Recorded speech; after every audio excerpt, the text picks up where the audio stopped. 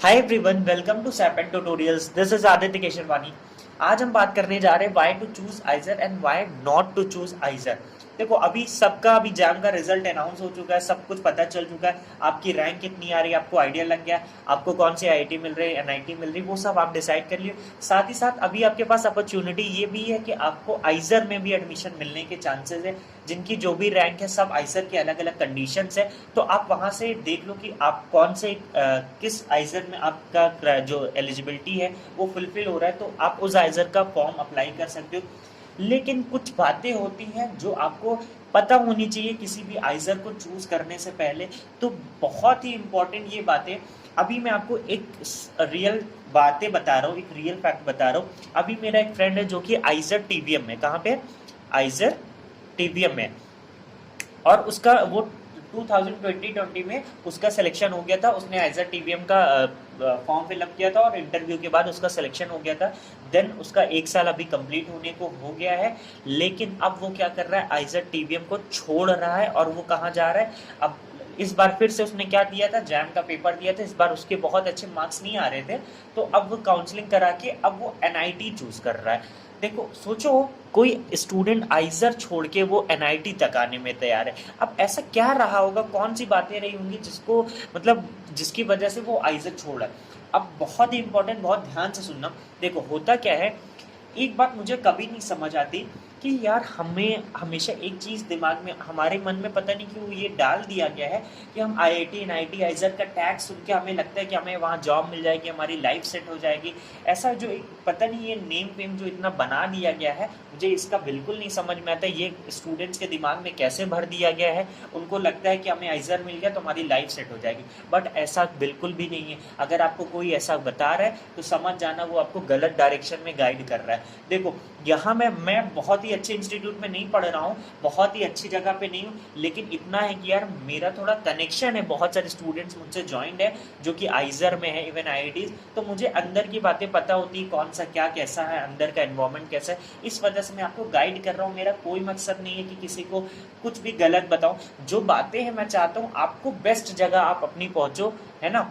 तो उस वजह से मैं इस चीज़ को क्लियर करना चाहता हूँ कि आइजर चूज क्यों करें और क्यों नहीं करें। स्टार्ट करते हैं। देखो, आपको पता है कि आइजर में बेसिकली क्या है, इंटीग्रेटेड पीएचडी कोर्स है। क्या है, इंटीग्रेटेड पीएचडी कोर्स। और नॉर्मल आप यहाँ से ये सोचोगे, अब लास्ट ईयर तो आइजर कोलकाता तक में ये था भी कि अगर आप इंटीग्रेटेड पीएचडी कोर्स में एडमिशन लेते हो, वहाँ से आप एमएससी करके छोड़ भी दोगे तो आपको वहाँ पे डिग्री मिल जाएगी, बट इस साल ऐसा नहीं। तो इंटीग्रेटेड पीएचडी में आपको एमएससी प्लस पीएचडी दोनों करना पड़ेगा। और मैं आपको बता देता हूँ, मिनिमम आपको यहाँ पे 6 साल तो लगने ही लगने, कितने, मिनिमम 6 साल आपको यहाँ पे रहना ही पड़ेगा। क्योंकि ये कोर्स जो होता है, मिनिमम की बात कर रहा हूँ, अभी मैक्सिमम तो पता नहीं कितना लग सकता है, क्योंकि पीएचडी में कोई लिमिट नहीं होती। वो आपका रिसर्च, जिस भी फील्ड में आप जा रहे हो, उसमें कितना टाइम लगेगा, आपका क्या है, तो वो डिफरेंट है। ठीक है, तो देखो, इंटीग्रेटेड पीएचडी 6 साल की। अभी आपको ध्यान क्या देना, जो भी अभी आपको आइजर चूज कर रहे हो, सपोज आइजर कोलकाता का भी फॉर्म आ चुका है, तो अभी आप क्या कर रहे हो कि आपने फॉर्म भर दिया, इंटरव्यू के लिए भी आप दे दिए। अब क्या आइजर आपको वो लेना है कि नहीं लेना है, कुछ ऐसी जो बातें हैं वो सुनना, कैसे डिसाइड करना है कि आपको आइजर वो वाला चाहिए कि नहीं चाहिए। तो उसके लिए मैं आपको बताता हूँ, आपको करना क्या पड़ेगा कि आपका जो रिसर्च ओरिएंटेड है, आप अगर आप रिसर्च ओरिएंटेड है, अगर आप रिसर्च ओरिएंटेड जिस भी फील्ड में, सपोज अगर आपको मन लगता है, अगर आपका मन लगता है किसमें, इनऑर्गेनिक में, इनऑर्गेनिक आपकी स्ट्रांग है और आप इनऑर्गेनिक में अपना करियर बनाना चाहते हो। इनऑर्गेनिक में भी आगे जब आप पीएचडी करोगे तो बहुत सारे सब टॉपिक्स होते हैं, उसके बाद आपको सब टॉपिक्स पे रिसर्च करना पड़ता है। पूरा एक ये एक पूरा क्या हो जाता है, यही पूरा एक मेन कोर हो जाता है। इसके बाद बहुत सारे सब टॉपिक्स होंगे जिन पे आपको अपना पीएचडी, जिन सब रिस्पेक्टिव टॉपिक्स पे आपको अपना पीएचडी करना पड़ेगा। तो सपोज आपका इनऑर्गेनिक में इंटरेस्ट है, आपने क्या किया कि आप आइजर का नाम सुन सुन के, बहुत अच्छा है ऐसे सुन के आपने क्या कर लिया, आइजर कोलकाता में एडमिशन ले लिया। किसमें, आइजर कोलकाता में एडमिशन ले लिया। अब दिक्कत ये है कि देखो, हर इंस्टीट्यूट का ना, सब इंस्टीट्यूट का कुछ कुछ ना कुछ अपना अलग होता है। जैसे मैं बात करूं, प्रेजेंटली मैं एनआईटी राउरकेला पे, तो मैं सच बता रहा हूँ, मतलब यहाँ पे क्या है कि यहाँ पे देखो फैकल्टीज जो प्रोफेसर है वो सारे प्रोफेसर हैं, फिजिकल ऑर्गेनिक इनऑर्गेनिक जितने भी हैं सब कुछ अवेलेबल। बट ये होता है ना कुछ प्रोफेसर, जैसे यहाँ पे मैं बात करूँ, यहाँ पे ऑर्गेनिक के प्रोफेसर बहुत ही अच्छे अच्छे हैं जिनका कनेक्शन जो होता है वो बहुत ही अच्छा होता है। देखो अभी आपको डिसाइड क्या करना है, अभी आपको आइजर कोलकाता सपोज आपको चाहिए, तो यहाँ पे आप क्या करो कि इसके वेबसाइट पे जाओ और इसके वेबसाइट से आपको एक काम करना पड़ेगा कि आप इनके जितने भी प्रोफेसर हैं, ठीक है, अगर आप इनऑर्गेनिक का इंटरेस्टेड हो तो इनऑर्गेनिक के प्रोफेसर की लिस्ट बनाओ। क्या बनाओ? लिस्ट बनाओ, और उनके बाद उनका क्या निकालो, एकेडमिक डिटेल, एकेडमिक डिटेल्स की, वो कहाँ से पीएचडी किए हैं, उनका पोस्ट डॉक्टरेट कहाँ है, उनका रिसर्च पेपर कितना पब्लिश हुआ है, और उनका कनेक्शन कैसा है, ठीक है। तो ये सब आपको आजकल तो देखो ऑनलाइन का ज़माना है, हर कुछ आपको हर कुछ मिलेगी। आप बस यही स्टूडेंट की दिक्कत होती है कि हम अपने से कुछ नहीं करना चाहते, हमें लगता है हमें पका पकाया मिल जाए तो हम ले लें। बट नहीं, ऐसा नहीं है। अगर आप देखो, सच बता रहा हूँ, ऐसा होता ही है क्या, मुझे समझ नहीं आता ये क्यों ऐसा है कि जनरली हमें लगता है आईआईटी एनआईटी आइजर, बस ये इसको नाम, और जो इसका इतना नाम, हम नेम और फेम है इसका इतना ज़्यादा हो चुका है कि हम बिना कुछ सोचे समझे एडमिशन ले लेते हैं।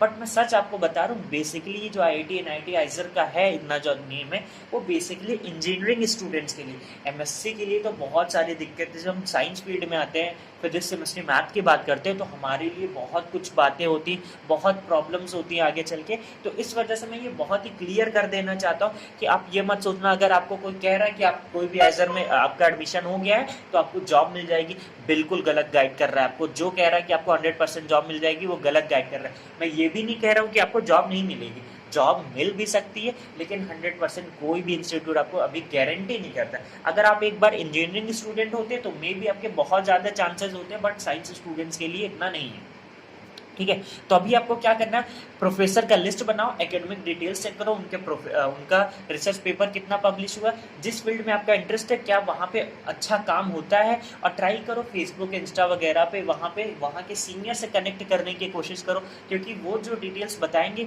वो और कोई नहीं बता पाएगा, क्योंकि वो वहाँ पे फेस कर रहे हैं वो सारी बातें, ठीक है। मैं तो ट्राई करता हूँ कि ऑलमोस्ट मेरे फ्रेंड्स है, कहीं ना कहीं मेरा कनेक्शन आइजर के स्टूडेंट से है, तो आपको कोई हेल्प चाहिए होगी तो मैं कर देता हूँ, लेकिन आप खुद से अप्रोच करने की कोशिश करो। खुद से अप्रोच करोगे तो आप नया सीखोगे भी। इस चीज़ को बहुत ही अच्छे से ध्यान रखो, क्योंकि अब मैं यही चीज़ नोटिस कर रहा हूँ कि स्टूडेंट्स क्या होते हैं, उनको लग रहा है कि आप मुझे कोई बता दे कि मैं इस इंस्टीट्यूट में एडमिशन ले लूँ तो मेरा करियर बन जाएगा। नहीं, ये बिल्कुल गलत है। आपको खुद से अपना रिसर्च आपको देखना पड़ेगा, आपको खुद से करना पड़ेगा चीज़ें। देखो अब बात करते हैं, अगर आप सोच रहे हो कि आपको क्या करना है, जॉब लेना है, ठीक है, जॉब लेना है, तो उसके बाद मैं बता दूं, देखो 100% जॉब की गारंटी कोई एजर भी नहीं देता है आपको। इसके लिए भी बहुत, देखो ये है कि यहाँ पे भी कंपनीज आती हैं, इवन आईआईटीज एनआईटीज में भी आती हैं, ऐसा नहीं है।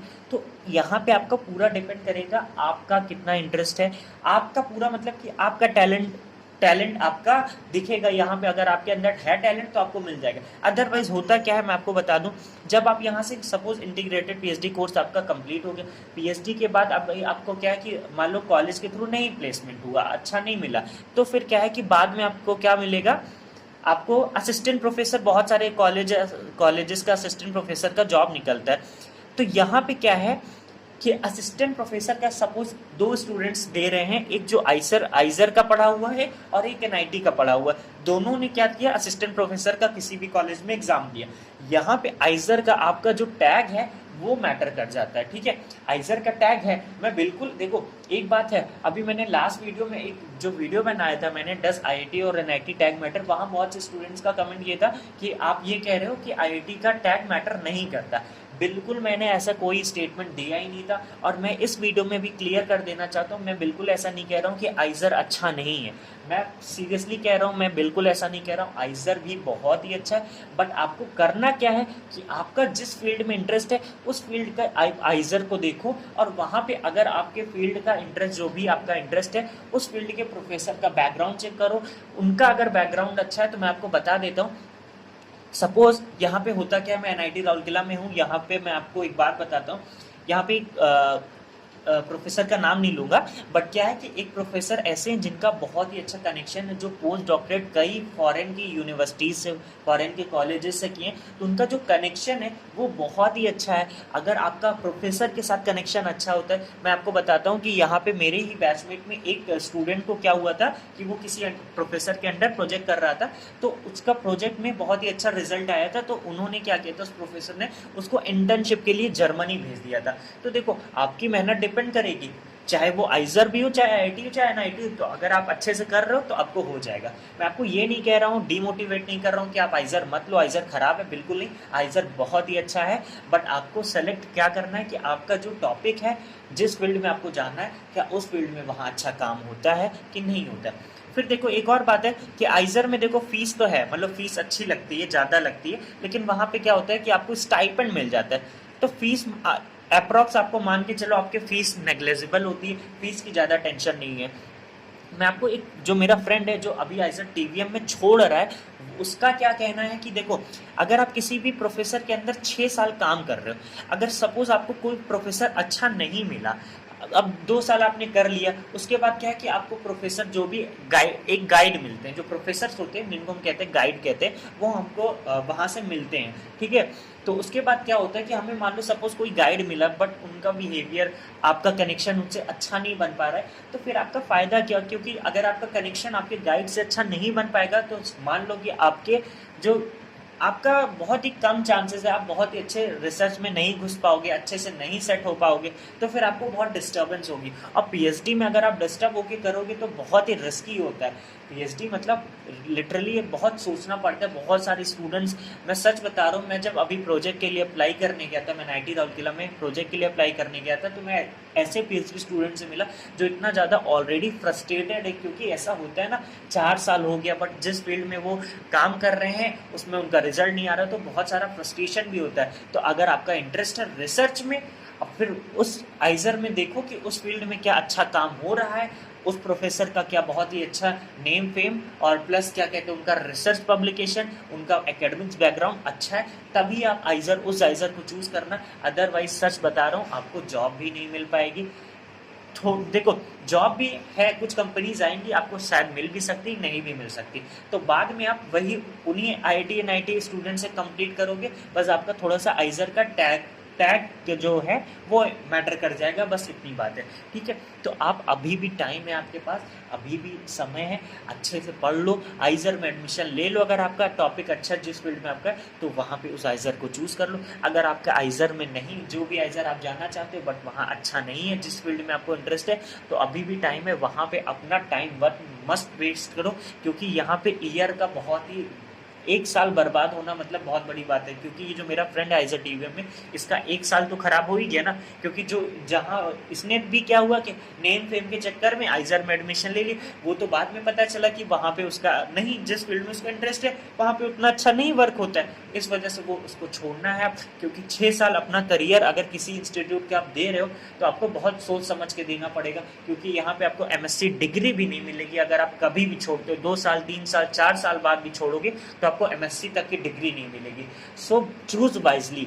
मेरे को जितना समझ में आता है मैं आपकी हेल्प करने की पूरी कोशिश कर रहा हूँ, आपको रियल फैक्ट बताने की कोशिश कर रहा हूँ। बहुत सारे ऐसे भी लोग मिलेंगे जो आपको, मैं देखा हूँ क्योंकि मेरे साथ ऐसा कुछ हुआ है, बहुत सारी चीज़ें हुई, इस वजह से मैं इस यूट्यूब पे आया ही उस वजह से, ताकि स्टूडेंट्स को रियल इन्फॉर्मेशन, एकदम फैक्ट की बातें बता सकूँ।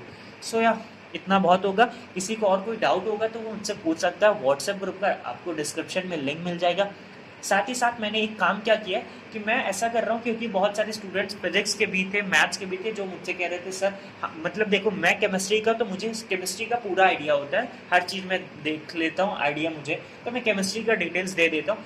मैंने अब क्या किया, मेरा एक फिजिक्स का फ्रेंड है, तो मैंने उसके साथ मिलके हम स्टार्ट कर रहे हैं, हम अब फिजिक्स के भी स्टूडेंट्स को गाइड करने की कोशिश करेंगे पूरा। तो आप अगर आप केमिस्ट्री स्टूडेंट हो या मैथ्स स्टूडेंट हो, तो आप अपने मतलब आप इस चैनल को थोड़ा सा शेयर करो और उनसे बोलो सब्सक्राइब कर दें। और साथ ही साथ मैं ये कोशिश करूंगा कि मैथ्स के स्टूडेंट जो आईआईटी एनआईटी में, उनको अपने साथ ज्वाइन करके आपको जो भी मैथ के इन्फॉर्मेशन है वो भी प्रोवाइड कर सकूं। एक और बात है यार, देखो अभी आपको क्या है, मैं चाहता हूँ कि आप अच्छे से पढ़ो और जो आपको बेस्ट मिल रहा हो कॉलेज, उस कॉलेज में एडमिशन ले लो। बाकी ज़्यादा टेंशन लेने की ज़रूरत नहीं, जॉब वॉब भी मिल जाएगी, बहुत घबराने की ज़रूरत नहीं। एक और काम ये है कि मैं अभी ये नोटिस कर रहा हूँ कि अभी मेरे चैनल पे मुझे अगर मैं बात कर रहा हूँ, 65% ऐसे लोग हैं जो मेरे चैनल को सब्सक्राइब नहीं किए, 35% ही ऐसे लोग हैं जो सब्सक्राइब किए। तो मैं उनसे रिक्वेस्ट ये करूँगा कि आपका कुछ नहीं जा रहा है, बस मुझे थोड़ा सा मोटिवेशन मिलती कि मुझे इतने लोग देख रहे हैं, मेरे इतने सब्सक्राइबर हैं, मुझे ऐसा कोई सीन नहीं कि मुझे पैसा मिल रहा है ऐसा कुछ। तो प्लीज़ उनसे एक बार ये रिक्वेस्ट करूँगा कि वो चैनल को सब्सक्राइब कर दें, शेयर कर दें। फिजिक्स मैथ की इन्फॉर्मेशन की भी मैं अब पूरा ट्राई कर रहा हूँ कि वो भी हम स्टार्ट कर दें। सो यार, thank you so much for watching the video.